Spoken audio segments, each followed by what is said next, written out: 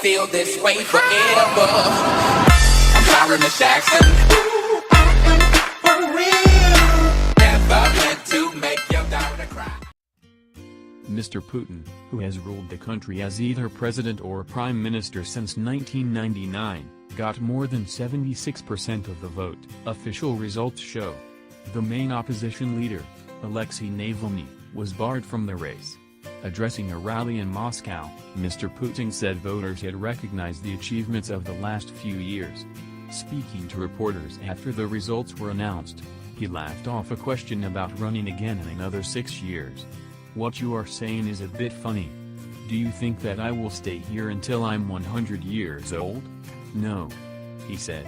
The scale of victory, which had been widely predicted, appears to be a marked increase in his share of the vote from 2012, when he won 64%. Mr. Putin's nearest competitor, millionaire communist Pavel Grudinin, received about 12%. The race also included Ksenia Sobchak, a former reality TV host, and veteran nationalist Vladimir Zhirinovsky. They got less than 2% and about 6% respectively. Mr. Putin's campaign team said it was an incredible victory. "The percentage that we have just seen speaks for itself. It's a mandate which Putin needs for future decisions. And he has a lot of them to make," a spokesman told Russia's Interfacts. In some areas, free food and discounts in local shops were on offer near polling stations.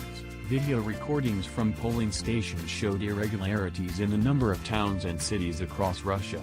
Several showed election officials stuffing boxes with ballot papers. Mr. Navalny was excluded from the election because of an embezzlement conviction that he said was manufactured by the Kremlin. In his first reaction to the news, Mr. Navalny indicated he had been unable to contain his anger. "Now is the season of Lent. I took it upon myself never to get angry and not to raise my voice. Oh well, I'll try again next year," he tweeted.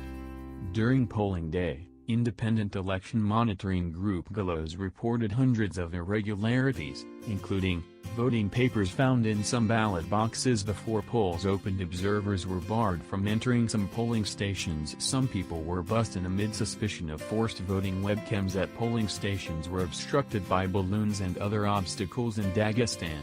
One election official said he was prevented from doing his job by a crowd of men who blocked the ballot box.